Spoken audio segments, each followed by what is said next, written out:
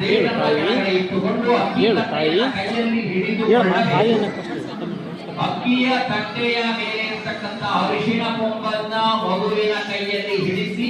ದೇವರ 4 ನಾಮಗಳನ್ನ ಬರೆಸಬೇಕು. ಗಮನಿಸಿ, ಮಗುವಿನ ಕೈಯಲ್ಲಿ ಅರಿಶಿಣ ಕೊಂಬನ್ನ ಹಿಡಿಸಿ ಬರೆಸಲಿಕ್ಕಾಗದ ಇಂಥ ಸಂದರ್ಭದಲ್ಲಿ ಪೋಷಕರಾದಂತಹ ನೀವೇ ಮಗುವಿನ ಕೈಯಲ್ಲಿ ನಾಮಃ ಶ್ರೀ ಗಣೇಶಾಯ ನಮಃ ಬರೆಸಿದ ನಂತರ ಶ್ರೀ ಗುರವೇ ನಮಃ,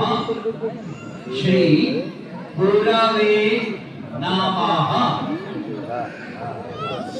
ಶ್ರೀ ಗುರವೇ